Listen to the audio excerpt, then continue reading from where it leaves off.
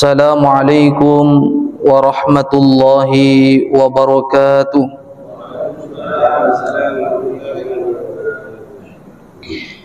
Bismillahirrahmanirrahim. Alhamdulillahi rabbil alamin. Allahumma salli wa sallim ala sayyidina wa habibina wa syafi'ina wa maulana Muhammadin wa ala alihi wa ashabihi ajma'in.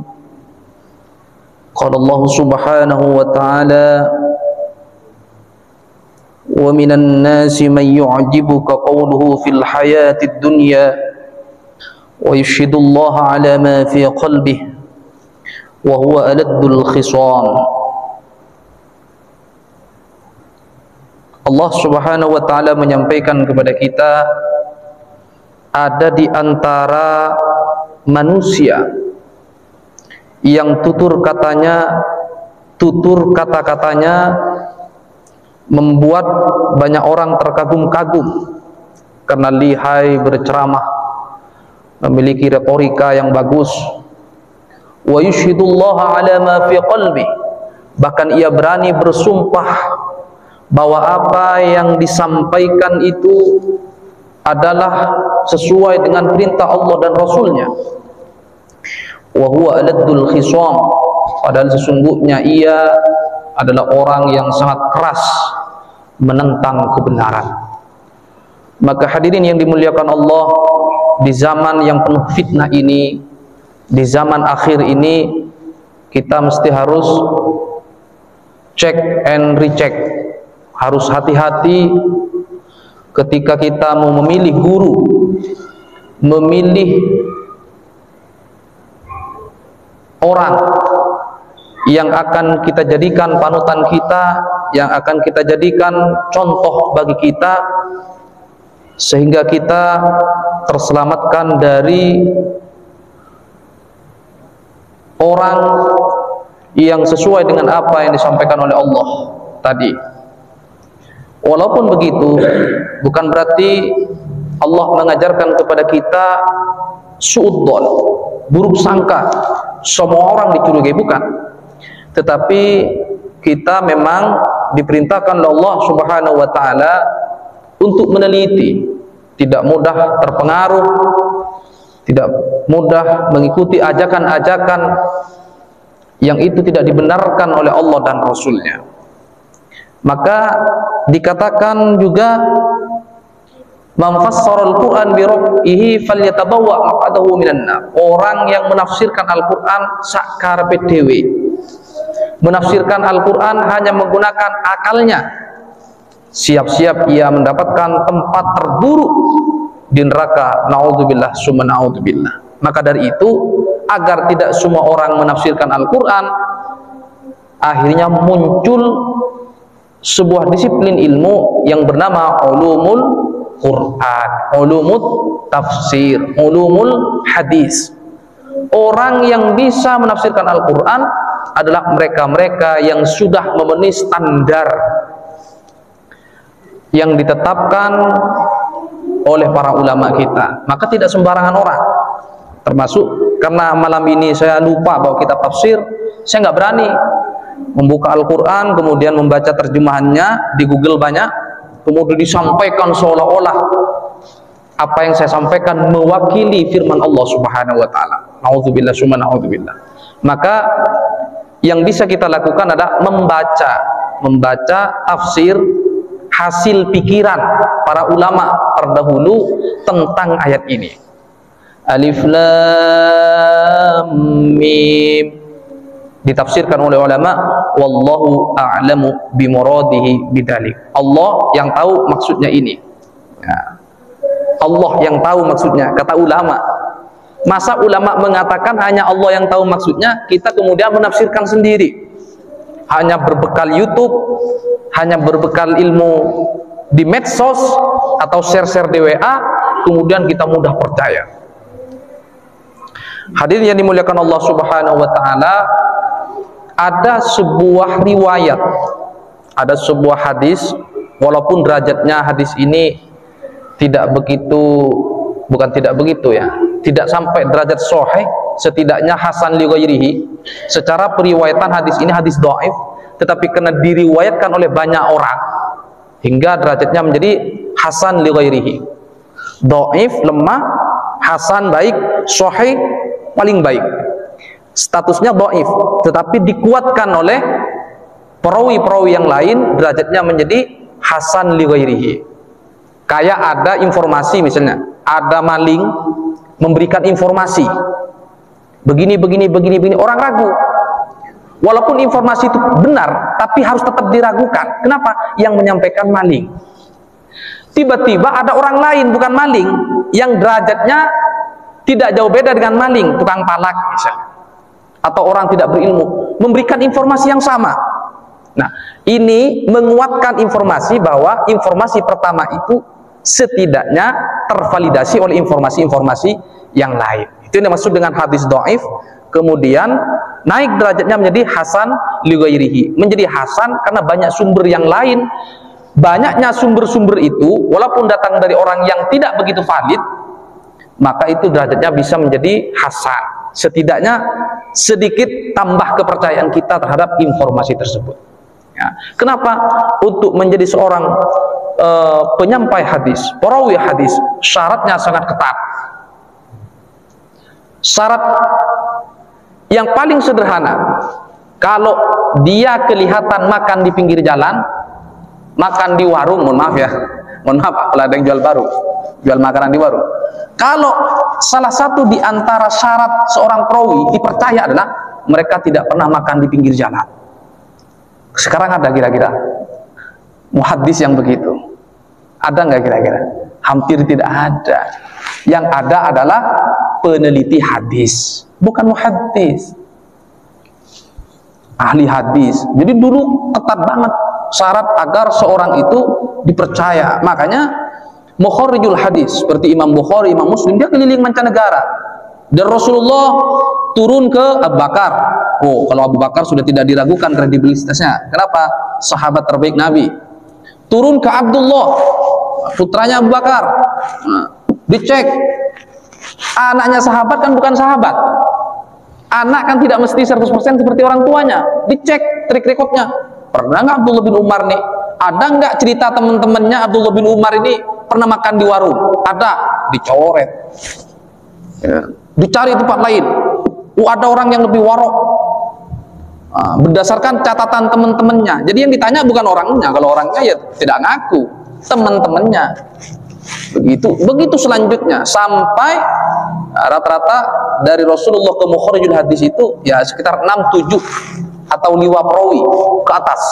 Itu ditanya semuanya kredibilitasnya. Nah, orang yang sudah dikenal dengan tingkat kredibilitas yang tinggi dikasih tanda bahwa orang-orang ini adalah orang-orang kredibel yang berhak menjadi perawi hadis. Makanya hadis yang kita baca dalam Sahih Bukhari, Sahih Muslim, Ibnu Majah, Abu Daud, Tirmidzi dan lain-lain itu adalah hadis-hadis hasil seleksi yang sangat ketat menggunakan standar ulumul hadis. Begitu pula tafsir. Tidak semua orang menafsirkan Al-Quran. Kalau tiba-tiba lulusan S3 jurusan tafsir hadis, belum tentu menjadi seorang mufassir. Apalagi kuliahnya bukan jurusan tafsir dan hadis. Lulusan tafsir dan hadis sekalipun, cek dulu standarnya sangat ketat, standarnya sangat berat. Maka dari itu, hadirin yang dimuliakan Allah Subhanahu wa taala, mari kita memilih sumber-sumber pengetahuan agama kita itu yang lebih kredibel. Silahkan kita membuka media sosial, buka YouTube, ngaji di sana, tetapi ketika ada informasi-informasi seputar keagamaan di sana, setidaknya kita harus divalidasi berdasarkan pengajian-pengajian, majelis ta'lim, cek gurunya baca kitab enggak gitu. Kalau bisa ngajinya ya baca kitab. Kenapa? Kalau ceramah agama tinggal latihan, semua orang bisa. Tapi kalau ngaji kitab hanya orang-orang yang memiliki kepakaran tertentu. Disitulah kevalidannya lebih bisa dipertanggungjawabkan. Hadis yang saya sebutkan tadi itu informasinya begini, man hafidh, kurang lebih begini ya, saya pakai bahasa Indonesia aja. Barang siapa yang hafal hadis 40, man hafidhul hadis arba'ina, maka kata Rasulullah SAW, saya menjadi jaminan akan memberikan syafaat kelak. Redaksinya banyak sekali, karena saya nggak bawa teksnya, kurang lebih seperti ini informasinya. Barang siapa yang hafal hadis sebanyak 40, maka Rasulullah menjadi jaminan bahwa ia akan mendapatkan syafaatnya kelak di yaumil qiyamah. Itu yang kemudian menjadi alasan Imam Nawawi untuk menulis Arba'in Nawawi. Dibikinlah hadis 40, tapi hadisnya panjang-panjang, akhirnya susah dimengerti orang. Kalau dimengerti santri atau orang yang memang fokus belajar hadis ya gampang, di pesantren biasanya dihafal.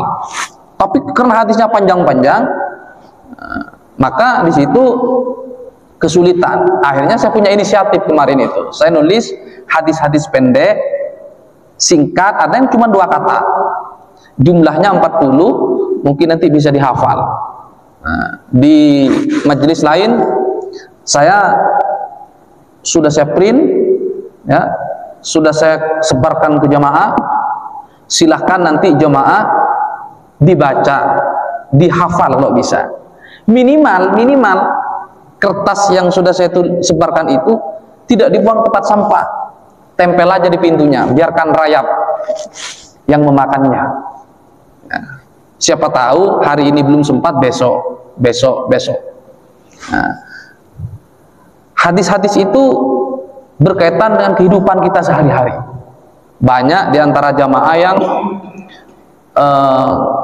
tidak sadar bahwa apa yang dilakukan itu sesungguhnya adalah hadis.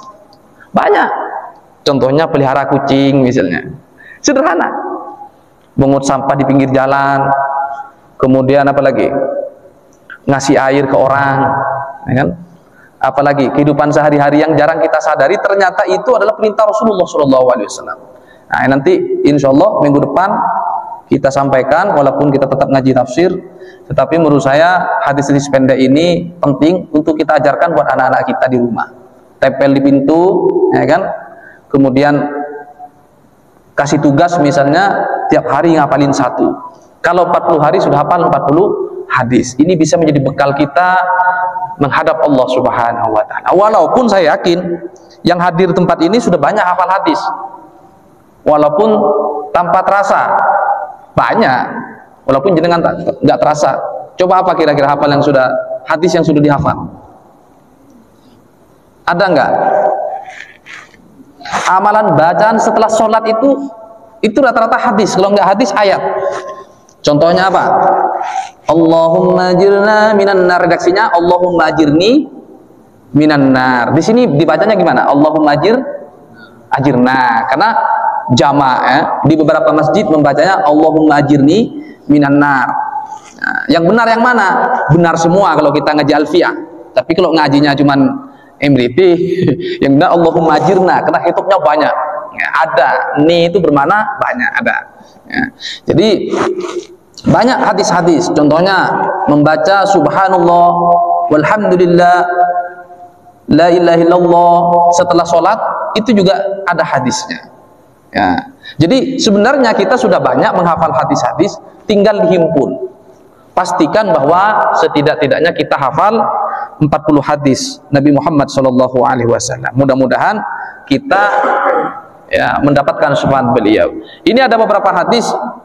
Nah, tadi saya lupa, tidak saya print ya, karena saya dari Jawa Timur, langsung ngisi di Tamrin Citi, langsung ke Tanah Bambu, langsung sini, tadi lupa, nggak mampir ke rumah.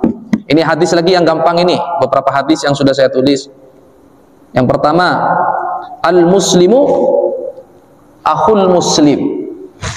Orang Islam itu saudaranya orang Islam. Ini hadis ini. Kan gampang. Al-muslimu akhul muslim. Ya. Gak usah dihafal perawinya, yang pasti perawinya sudah kredibel. Hadis-hadis yang saya tulis nanti hadis sahih semua. Biarkan yang menghafal perawinya itu para mahasiswa tafsir hadis saja. Kita ambil ringan-ringannya aja. Gitu. Al-muslimu akhul muslim. Kemudian ada lagi nih, khairun nas. Terus anfa'uhum linnas. Belum pernah dengar kabar? Ya udah, ini hadis-hadis kecil nih. Ada lagi hadis misalnya yang sangat ini, la yadkhulul jannah nammamun. Tidak akan masuk surga orang yang suka mencela. Ini penting nih, ditaruh di pintu. Kalau kita mulai ikut-ikutan mencela, mencaci maki orang, wah hadis ini, la yadkhulul jannah nammam. Tidak masuk surga orang yang suka mencela. Artinya apa? Orang yang suka mencela atau mencaci maki orang lain, wah ini tanda-tanda ini, udah tanda-tanda ya. Kemudian al-haya'u minal iman. Malu bagian daripada iman. Sekarang ini penyakitnya masyarakat, penyakit sosial yang paling mengkhawatirkan adalah hilangnya rasa malu. Ya, kalau dulu remaja nakal itu ngumpet-ngumpet, sekarang terang-terangan. Walaupun bikinnya di rumah, tapi di share di konten terang-terangan. Ya. Kemudian ini lagi, al yadul ulya khairum min yadis sufla. Tangan di atas lebih baik dari bahasa Indonesianya sudah hafal, tinggal bahasa Arabnya belum. Ya. Apakah yang dimaksud hadis itu harus bahasa Arab? Tidak. Kata-kata di sekolah dulu itu yang ditulis di tembok-tembok itu rata-rata hadis, Pak. Kebersihan adalah bagian daripada iman. Itu hadis. Nggak usah, saya nggak bisa bahasa Arab, ngaji aja susah. Bahasa Indonesianya aja dihafal. Karena itu juga bagian daripada sabda Rasulullah Shallallahu Alaihi Wasallam. Kemudian al-masjidu baitu kulli mu'minin. Ini penting nih, penting nih ya. Masjid adalah rumah bagi setiap orang muslim, orang mukmin. Jadi kalau ada masjid hanya khusus kelompoknya sendiri, nah ciri-ciri berarti ini menyesatkan nih, bener nggak? Saya tanya sekarang, masjid di sini kalau ada orang lain masuk diseleksi dulu nggak? Ormasnya apa? Nggak kan? Sudah punya wudhu belum? Nggak kan? Kamu afiliasinya kemana? Kan nggak? Pilihan politiknya kemana? Kan nggak kan? Berarti ini masjid benar. Kalau tiba-tiba datang ke sebuah tempat ada masjid yang selektif, kalau bukan golongannya dicuci, ada nggak? Pernah dengar nggak? Banyak laporan MUI itu. Berarti ini ciri-ciri sudah nggak benar. Berdasarkan hadis ini, al masjidu baitu kulli mu'minin. Masjid itu adalah rumah bagi setiap orang mukmin. Siapapun selama dia bersyahadat, sholat, zakat, ya, hajinya ke Baitullah. Karena ada orang ngakunya Islam tapi hajinya nggak ke Baitullah. Ada. Pernah dengar nggak? Pernah kan?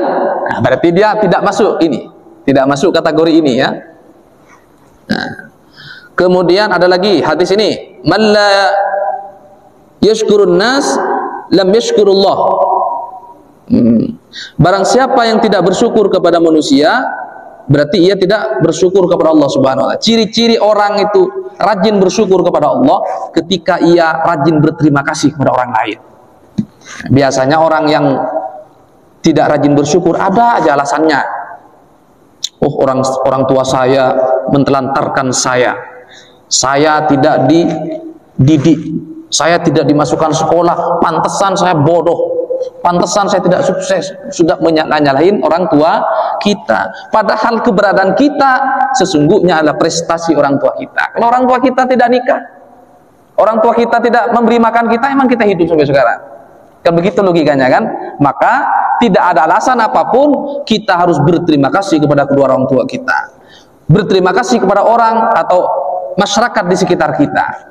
Nah, itu menjadi tanda bahwa kita bersyukur kepada Allah Subhanahu wa taala. Ini cara Allah mengajarkan kepada kita manusia agar pandai berterima kasih kepada orang lain. Ya. Ada lagi, ini bagi orang yang kesusahan hidup nih, cocok nih, susah hidupnya. Ad-dunya sijnul mu'min wa jannatul kafir. Dunia itu penjara bagi orang mukmin, surga bagi orang kafir. Penting nih Pak. Banyak yang protes, Ustadz, saya makin banyak duha kok makin susah cari duit. Protes itu. Katanya duha mendatangkan rezeki. Bener nggak? Bener nggak? Nah, hati-hati, pakai hati sini. Wih, ya kata Nabi, dunia ini memang penjara. Ya kan? Makanya ad-dunya mazra'atul lil mu'minin. Dunia ini ibarat ladang. Panennya kapan? Kita tanamnya di dunia, panennya kapan? Di akhirat. Mazra'atul lil akhirat. Dunia ini adalah ladang di akhirat. Kita tanam sekarang, kita perbanyak kebaikan sekarang, dipetiknya nanti di akhirat. Setidaknya yang memetik adalah keturunan kita. Dari kecil kerja keras, giliran duit sudah banyak, uban sudah penuh, bikin pusing. Kok nggak dulu? Kan yang enak itu duit banyak masa muda, bener nggak? Iya. Tapi kita itu mencari nafkah kan bukan untuk kebahagiaan kita. Kebahagiaan siapa? Penerus masa depan kita. Bahkan ada sebuah hadis, seandainya pun kamu tahu bahwa besok akan kiamat, maka hari ini pun kamu disunnahkan untuk menanam. Siapa tahu masih ada yang bisa memanfaatkan tanaman kita. Itu mengajarkan kita selalu optimis. Walaupun usianya sudah tua, ya, nafas sudah tersedak-sedak, tetapi kita harus tetap optimis. Menata bagaimana masa depan, bagaimana masa depan, bagaimana masa depan. Walaupun masa depannya sendiri sudah sebentar lagi selesai, kan begitu. Kenapa? Karena semua perbuatan yang kita lakukan di dunia ini adalah manfaatnya akan diterima di akhirat kelak. Kita tidak boleh iri melihat orang lain. Orang lain kok hari ini kaya, rata-rata yang hari ini kaya raya, rata-rata kaya turunan. Yang lahir masih berangkat nol, berjuang ini. Ya, itulah kehidupan. Bahasa Al-Qur'an itu al-yauma nudawiluha bainan nas. Kehidupan ini ibarat roda yang berputar. Hari ini kita miskin, besok bisa jadi di antara putra-putri kita menjadi orang yang sukses, menjadi orang besar. Cucunya gagal lagi. Kenapa? Tidak memanfaatkan kebesaran orang tuanya. Dia lalai. Mungkin orang tuanya kaya raya, anaknya hari ini menjadi gagal. Kenapa? Dia malas bekerja. Dia hanya mengandalkan orang tuanya. Begitu seterusnya. Kemudian ada hadis pendek lagi. Ya, mungkin nanti minggu depan kita kasih ya. Ini tahabu, perbanyaklah memberi hadiah, maka kalian akan saling mencintai. Nah, jadi ada sebuah hadis yang lain, kalau kita masak, orang atau tetangga yang mendengar bau dari masakan kita, itu harus dikasih. Kalau tidak dikasih pelit berarti kita termasuk orang yang pelit.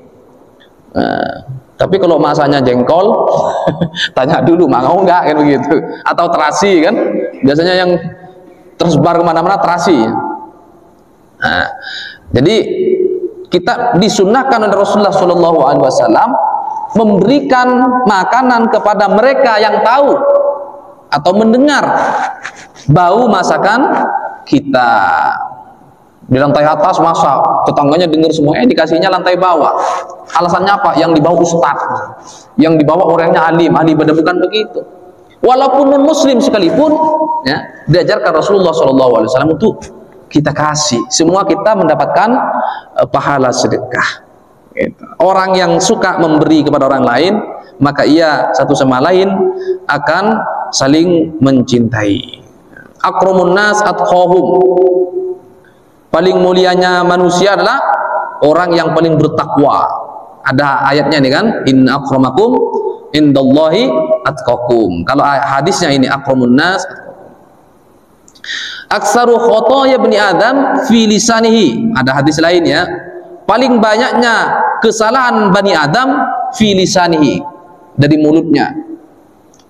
Nah, kalau dihitung-hitung sumber maksiat, sumber masalah adalah mulutnya manusia. Tanpa sengaja kita mengucapkan sesuatu yang menyakiti hati orang lain. Afdalul iman as-sabru was-samaha. Paling utamanya iman ini kalau di dalam Mukhtarul Hadis nanti berurutan. Afdalul iman banyak sekali. Afdalul iman apa? Paling utamanya iman ini, birrul walidain. Paling utamanya. Intinya apa? Semua perbuatan yang baik adalah afdalul iman. Sebaik-baiknya iman kepada Allah Subhanahu wa taala. Tergantung kita. As-sabru was-samaha. Paling utamanya iman adalah sabar, was-samaha, dan mudah memaafkan orang lain. Bahasa Al-Qur'annya itu wal kaziminal ghaidha wal 'afina 'anil nas. Wal kaziminal ghaidha, menahan amarah, wal 'afina 'anil nas, dan mudah memaafkan orang lain. Mana lebih sulit, menahan amarah atau mudah memaafkan orang lain? Dua-duanya sulit, butuh latihan. Nah. Kemudian ada lagi akmalul mu'min imanan ahsanuhum khulqa. Orang yang sempurna imannya adalah paling baik akhlaknya. Banyak nanti ya, nanti saya tulis, nanti saya rangkum, insyaallah nanti kita bagikan. Kalau saya hanya membaca kitab, ya mungkin turun dari sini sudah banyak lupa. Tapi kalau nanti kita tulis, kita bagi, kemudian kita sebar, tempel di pintu, nah insyaallah masih melekat. Setidaknya setahun melekat lah. Nggak mungkin setahun sudah dimakan rayap. Nah.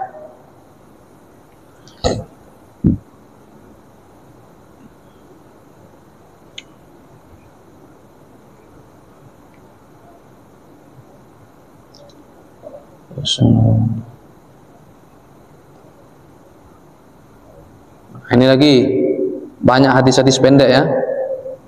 An-nadhmu taubatun, menyesal itu adalah taubat. Jadi syarat untuk meminta ampun kepada Allah harus menyesal, ya, biar tidak diulangi lagi. La yadkhulul jannata man la ya'manu jaruhu biwaikihi. Ini penting ya. Tidak akan masuk surga orang yang tetangganya merasa tidak aman karena perbuatannya. Hati-hati. Hati-hati. Kalau dia lewat sandal hilang nanti. Kalau dia lewat pasti berisik. Kalau dia lewat pasti knalpotnya mengganggu telinga. Ini hati-hati. Ya.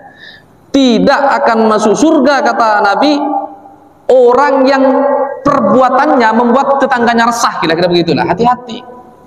Musim Maulid Nabi pakai apa tuh? Mercon, tetangganya kena jantung gara-gara itu. Ada nggak? Maksudnya baik. Ini memperingati Rasulullah kok. Ini selawat kok. Ini kebajikan kok. Tapi tetangganya merasa sakit. Nah, kan ada kejadian tuh dulu itu rame, ya kan? Ada kejadian, ada non Muslim nih, apalagi Muslim. Non Muslim, ibunya sakit keras. Datanglah ke ketua DKM masjid karena kebetulan speaker mic-nya itu langsung masuk ke jendela rumahnya. Nah, datang pamit, Pak, mohon izin Pak Ketua DKM, orang tua saya sakit keras, mohon sehari dua hari ini bisa nggak dikecilin, saya masih cari tempat untuk pengungsian sementara, kira-kira begitu deh. Disitulah akhirnya DKM masjid rembuk, speakernya dikecilin volumenya sampai orang ini sembuh. Nah, ini contoh yang baik ya, contoh. Makanya jangan rame dulu itu. Ada nggak dulu ada keputusan Menteri Agama pengaturan speaker masjid? Nah, karena nggak dibaca, hanya terprovokasi medsos, nyalahin orang. Padahal maksudnya di situ. Kalau adzan pakai mic luar, tujuannya apa? Orang di ujung dengerin semua. Tapi kalau ceramah begini cukup di dalam, biar orang yang di dalam saja yang mendengarkan. Kalau ada tetangga kita sakit, kecilin volumenya. Begitu. Itu akhlak Rasulullah SAW. Jangan hanya karena alasan kebenaran, ini kan sholawat, ini kan cinta Rasul, sampai mengganggu jalan, macet jalannya. Jangan sampai ya. Islam itu bisa diterima oleh masyarakat dunia gara-gara akhlaknya. Coba cek Wali Songo dulu itu. Cek ulama-ulama kita, begitu memperhatikan akhlaknya. Bahkan sampai Sunan Kudus bikin keputusan. Ya, bikin keputusan. Kalau bikin soto, gunakan kerbau. Kenapa? Saat itu orang Hindu memuliakan sapi. Apakah Sunan Kudus ini bid'ah? Ya kan? Bukan. Apa yang terjadi? Agama asal mereka, ya, akhirnya masyarakat sadar, ternyata Sunan Kudus ini orang yang sangat berakhlak, berbondong-bondonglah orang Kudus masuk Islam. Jangan heran kalau soto Kudus bukan daging sapi. Kenapa orang Hindu sebelum Islam datang dia menghormati sapi? Sekarang orang Kudus makan sapi enggak? Makan sapi semua udah sekarang. Dulu ceritanya begitu. Dulu itu cara Sunan Kudus mendakwahkan agama Allah Subhanahu wa ta'ala. Bukan berarti Sunan Kudus melanggar syariah, bukan. Itu namanya strategi dakwah.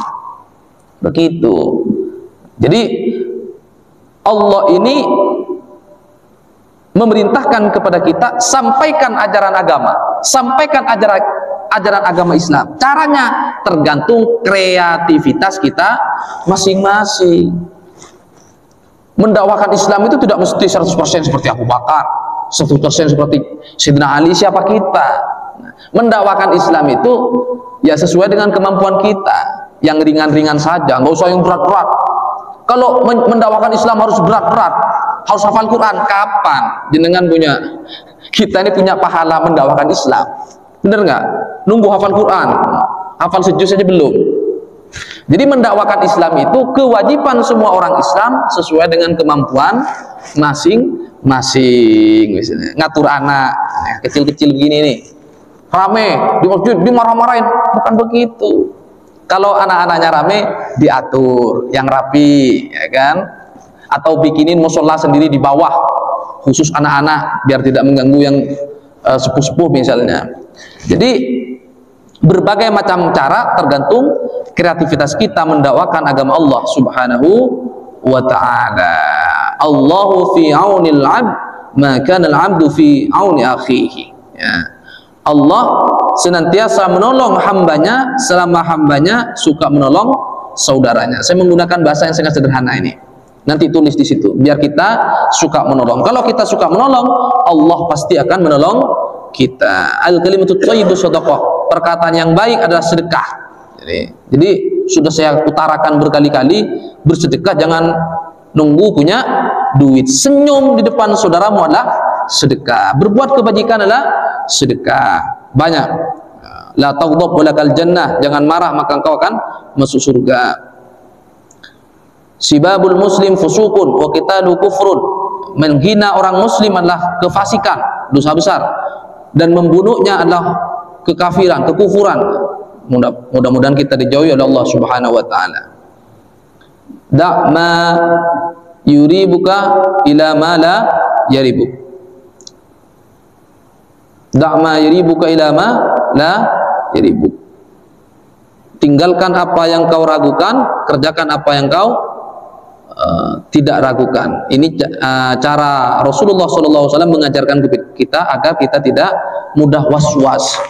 Biasanya ujiannya orang yang sudah mulai rajin ibadah, setan ngutus profesor yang lain, namanya Profesor Walhad, khusus mengganggu orang yang sudah mulai rajin.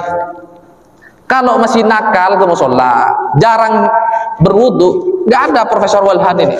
Tapi ketika dia sudah mulai rajin sholat, mulai rajin ke masjid, ada petugas lain, namanya setan Walhad.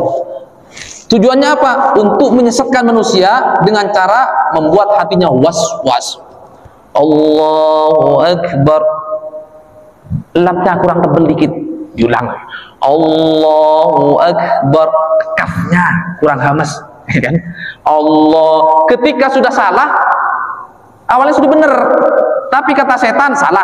Ketika sudah salah, Allahu Akbar, udah bener, dilanjutin sholatnya. Artinya apa? Sholatnya tidak sah. Begitu cara setan. Makanya ketika kita melakukan ibadah harus seimbang antara pikiran dan logika kita. Kalau menurut fikih sudah benar, ya udah bener aja, walaupun hatinya masih ragu. Bener nggak ya? Udah bener. Kenapa? Menurut fikih sudah bener, menurut ilmu tajwid sudah bener. Ini pentingnya ilmu pengetahuan. Allahu Akbar. Menurut ilmu tajwid sudah bener, menurut ilmu fikih sudah bener. Hati masih was-was, biarkan Profesor Walhan. Nah begitu. Jadi ujian selanjutnya, setelah orang rajin biasanya datang sifat was-was. Makanya hadis ini mengatakan tinggalkan sesuatu yang meragukan kita. Kalau ragu-ragu biarin aja, berarti itu setan. Kenapa? Selama hati kita yakin, hakul yakin, sudah sesuai dengan ketentuan syariat, maka itu sudah benar. Nah, saya juga sering, nah, nanti jangan tersinggung, saya juga sering. Hati-hati apalagi jadi imam. Masa imam sampai 7 kali?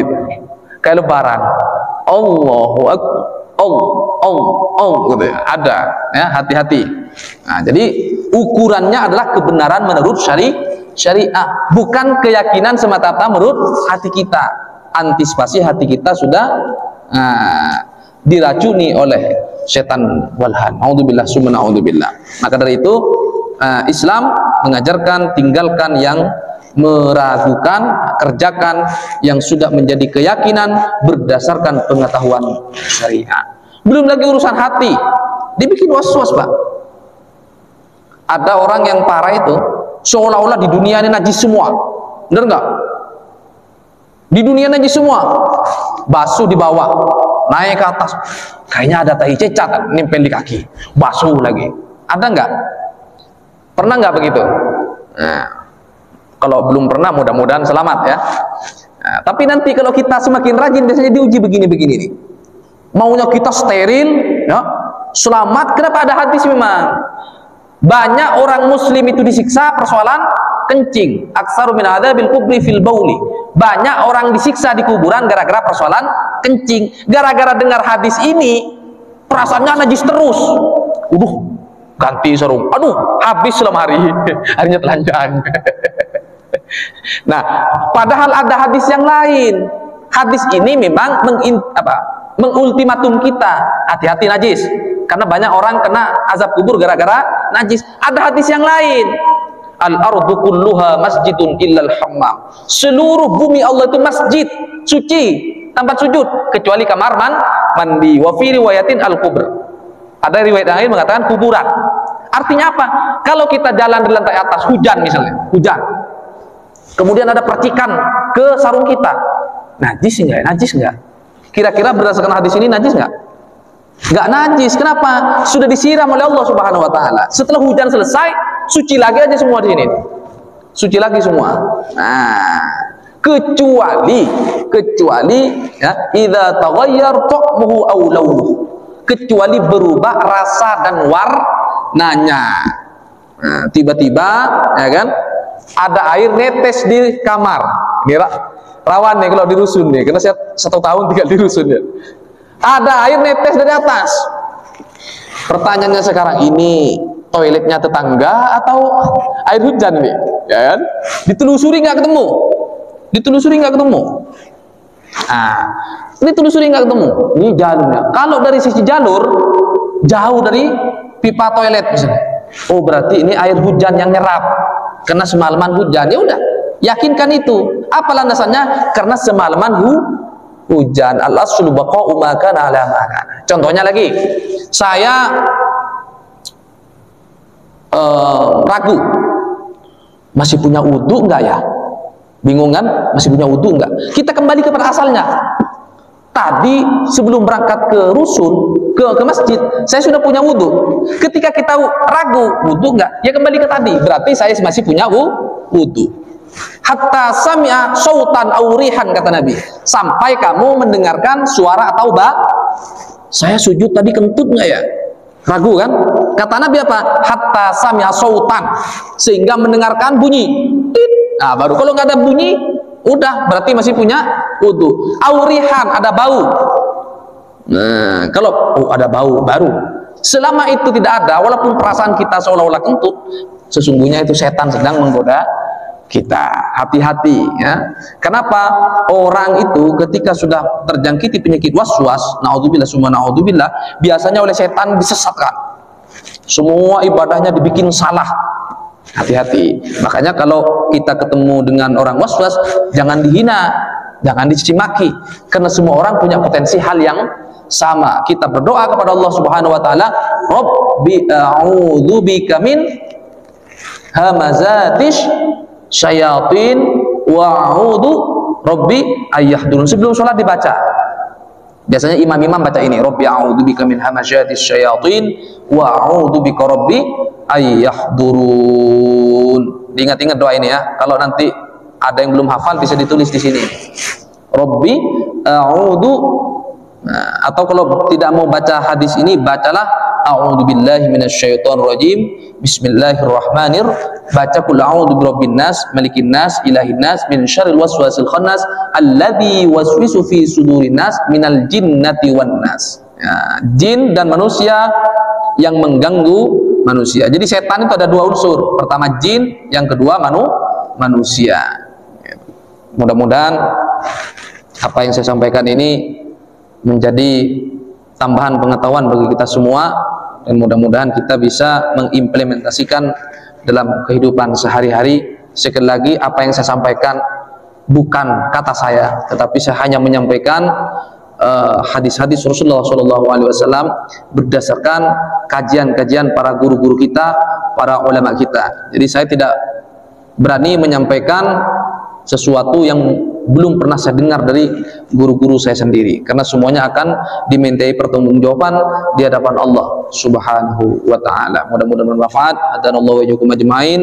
Allahumma waffiq lakum. Assalamualaikum warahmatullahi wabarakatuh.